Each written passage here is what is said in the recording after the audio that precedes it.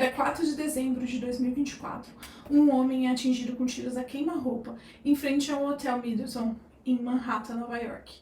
Quem era esse homem? Brian Thompson, o CEO da maior companhia de seguros de saúde dos Estados Unidos, a Unity Healthcare. Nas suas balas estavam escritas as palavras delay, deny, depose, atrasar, negar, destituir. E esse já era um recado enviado pelo seu assassino. Oi, meu nome é Daniela e seja bem-vindo a mais um vídeo do meu canal. E hoje nós vamos conversar um pouquinho mais sobre esse assassinato, o assassino e suas motivações. Mas quem era Brian Thompson e quem são essas tais empresas de seguro de saúde nos Estados Unidos? O Brian Thompson era o CEO dessa maior empresa, uma das mais lucrativas, e ele era conhecido por ser muito bem sucedido em fazer dinheiro. Ele era nascido numa cidade pequena do Iowa, mas ele estudou, foi para Minnesota, né, e começou a trabalhar nessa empresa onde ele cresceu de maneira bastante rápida. Ele tinha 50 anos, era casado. Mas o que são essas tais empresas de seguro de saúde nos Estados Unidos? A saúde nos Estados Unidos funciona de uma maneira bem diferente do que no Brasil. Eles não têm um seguro, um sistema único de saúde como a gente tem, que é o SUS. Então, para você ser atendido em qualquer lugar nos Estados Unidos, você precisa minimamente ter um seguro de saúde. A maioria dos lugares não vão te atender se você não tiver um número de seguro de saúde. Um número de seguro que são essas empresas, né? Essas empresas são privadas e que as pessoas contratam. A maioria das pessoas acabam tendo um seguro ali de saúde pela sua empresa onde trabalha, pela sua profissão, ou então eles têm que bancar. Só que mesmo tendo um seguro de saúde, é igual os convênios brasileiros, que nem tudo é coberto. Então, muitas vezes, aqueles procedimentos que os americanos precisam, o seguro não cobre, eles não conseguem o reembolso e aí entram em dívidas astronômicas. Quem nunca ouviu falar que os americanos preferem muitas vezes ficar com a perna quebrada e tentando ver se cola sozinha a ir num hospital, ou mesmo pedir uma ambulância para eles é uma coisa assim inaceitável por conta do valor financeiro que vai se despender com isso. E essas empresas de seguros, elas são acusadas de usar algumas estratégias para não cobrir os gastos, né, com saúde das pessoas. E essa estratégia ficou conhecida como delay, deny, defend. Atrasar, negar e defender. Inclusive tem um livro escrito pelo professor James M. Feynman falando sobre isso. E aí já faz uma ligação direta com o que estava escrito nas balas, que era delay, deny e depose. Está escrito nas balas, dá logo pra se imaginar que o atirador queria passar algum recado. Ele estava de capuz e fugiu dali no momento. Mas foi aberta uma caçada muito grande contra ele, foi colocado uma recompensa de $10.000 e ele acabou sendo localizado 5 dias mais tarde em Altoona, Pensilvânia, em um McDonald's. Mas quem era esse homem? Quem é o atirador? Era Luigi Nicholas Mangione. Um rapaz de 26 anos, nascido e criado em Baltimore, Maryland, mais especificamente na Little Italy. Sim, de família de ascendência italiana. A família dele tem, sim, muito dinheiro, é uma família abastada e muito influente e querida ali na sua região. Todo mundo conhecia o Luigi e sabia dos seus potenciais. Ele sempre foi considerado um menino muito inteligente, bonito, simpático. Foi orador da sua turma e foi um destaque num dos colégios mais importantes ali da região. Entrou para a faculdade, para a universidade, foi estudar engenharia e computação e tinha um futuro aparentemente brilhante pela frente. Foi diagnosticado com doença de Lyme aos 13 anos e relata que começou a sentir uma certa perda cognitiva a partir dos 15 anos de idade. Inclusive, ele relata nas redes sociais dele que quando ele estava na faculdade, ele sentia esse negócio que ele chamava de névoa, que era tipo um embaçamento mental, digamos assim. Ele relata que usava o xadrez para medir como que estava a névoa. E aos poucos ele foi sentindo que ela estava cada vez mais forte. E ele não conseguia uma forma de se livrar dela ou de fazer aquilo desaparecer. Outro ponto que parece ser importante na biografia dele é sua ida para Honolulu, no Havaí, onde parece que ele sofre um pequeno acidente de surf, algo assim, e ele passa a sentir muitas dores na coluna. Ele tinha um problema, né, um defeito na parte de baixo da coluna ali, e ele diz que depois disso a lombar e o quadril travavam, e ele começou a sentir muita dor na bexiga e nos órgãos genitais.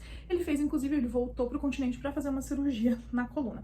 Então, em fevereiro de 2024, ele parte para uma viagem tipo mochilão na Ásia, para se aproximar da natureza. Ele parece, pelas coisas que ele coloca na rede social, que ele sente um pouco de culpa pela condição financeira dele. E foi mais ou menos nessa época que ele também fez uma review no Goodreads do livro do Manifesto de Ted Kaczynski, e ele faz uma review positiva, falando que o que as pessoas pensam, chamam de atitude de um louco, talvez seja a atitude de um revolucionário necessário. Pra quem não sabe quem é Ted Kaczynski, ele foi conhecido como Unabomber, e por volta dos anos 70, ele matou 3 pessoas e feriu mais de 20 com explosões de bomba pra chamar atenção. Ele era um eco-anarquista e ele queria mostrar como que o ser humano estava destruindo a natureza e como isso ia levar para a nossa destruição.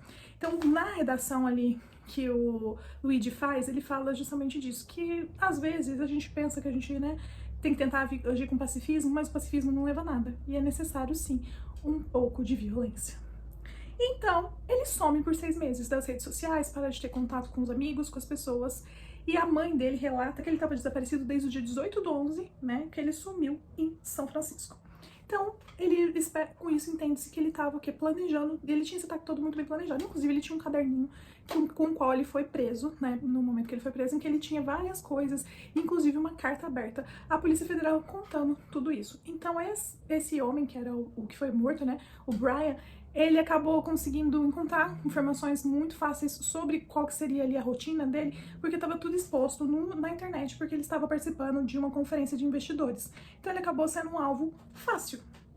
Outro ponto interessante, lembra que eu falei pra vocês que a Unity Healthcare é a maior empresa de seguro de saúde dos Estados Unidos? Ela também é a 4ª maior empresa dos Estados Unidos, perdendo apenas para Apple, Google e Walmart. Gente, mas o mais interessante disso tudo que eu contei, a gente também não consegue saber exatamente a motivação dele, né? Ele alega inocência, ele está sendo acusado de mais de 20 crimes, né? E ele pode pegar, inclusive, pena de morte. É que ele acabou se tornando uma espécie de mártir. Então muitas pessoas falam, eu não torci pro cara morrer, mas também não fiquei triste, sabe? Outras pessoas realmente falam que o cara merecia morrer, porque ele representava essa indústria nefasta, que levam tantas pessoas à morte por não dar o socorro médico necessário. Então, ele acaba se tornando uma espécie de mártir aí, e as pessoas vão e tem manifestações, e só tem Luigi, etc e tal. Outro ponto aqui que eu acabei de me lembrar, que eu achei interessante, a arma que ele usou no crime, ele modelou ela em CAD, que é aquele programa de engenheiro de engenharia civil, principalmente usa bastante, e ele imprimiu numa impressora 3D. Eu não sabia que dava pra fazer isso, gente, juro pra vocês, mas foi o que ele fez. E uma coisa que gerou aqui, além dessas manifestações que ele se tornou meio que o Robin Hood, o justiceiro, né, contra os planos de saúde, uma outra coisa é que ele é muito bonito, tá? Ele tem um sorriso bonito, ele é muito simpático, e ele gerou um dos fenômenos que eu acho mais bizarros, que ultimamente eu tenho visto que não são raros de acontecer nas redes sociais. As pessoas estão apaixonadinhas por ele. Eu coloquei no TikTok ontem o nome dele, vocês não estão entendendo a quantidade de edit.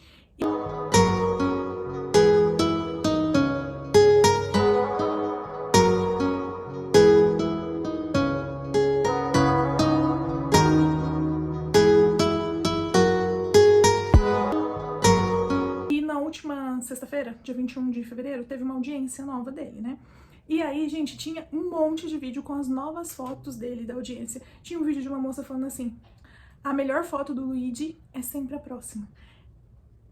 E isso é um fenômeno das redes sociais, porque não é só com o Luigi que aconteceu isso. Eu lembro de um outro rapaz que atropelou uma mulher grávida com filho, uma coisa assim, era uma coisa horrorosa. O rapaz fez isso e ganhou um monte de fã na internet, que ficava falando que ele era bonito demais pra ficar preso. Gente, até lá, a Barbie e o Ken, assassinos, que eu contei a história há muito tempo atrás, muita gente dizia ficava falando sobre a beleza deles, ao invés de enfatizar nos crimes. Tem uma outra jovem também, que matou a mãe, e as pessoas, é uma mulher nesse caso, ficam pegando as fotos dela no tribunal, porque ela é muito bonitinha e tal, e fazendo edits e tudo mais. E na verdade, não é nem que é bonito ou não. O que tem em comum entre essas pessoas é que elas são padrão, tá? E as pessoas ficam engrandecendo. Então, será que ele realmente se tornou um símbolo de uma luta? Inclusive, no documentário que eu assisti, um dos rapazes fala assim, ele não conseguiu mudar, ele não vai conseguir mudar nada no sistema americano de saúde com esse assassinato. Então, realmente, ele é um Robin Hood, um justiceiro? Ou só é mais um padrão bonito? E o pessoal gosta de fazer edit com ele e endeusá-lo. Imagina quantas cartas esse cara já tá recebendo na prisão. Eu não tô dizendo que o sistema de saúde nos Estados Unidos está certo, porque pra mim realmente é uma máquina de matar, que o capitalismo e a forma que foi construída É muito difícil da gente mudar isso e superar, precisa de uma, não sei nem do que pra conseguir mudar isso. Porém, será que o caminho é matar uma pessoa? Será que o caminho é pegar em armas e fazer um mártir, alguém símbolo? Eu não acredito que seja. Então, gente, essa é uma história bem, né, diferente que eu resolvi trazer pra vocês. A maior parte das informações que eu trouxe eu peguei de um documentário que está disponível na Max, que chama Luigi Mangione, o assassino do CEO, mas eu peguei outras informações também em sites de notícias normais. Tá? Espero que vocês tenham gostado desse vídeo um tanto quanto diferente. Não esqueça de me seguir nas redes sociais, que estão sempre aqui. Não esqueça também de dar seu like, deixar seu comentário, compartilhar esse canal. Se você não é inscrito, se inscrever e ajudar a gente a crescer um pouquinho. Então, beijo, gente. Até a próxima. Tchau.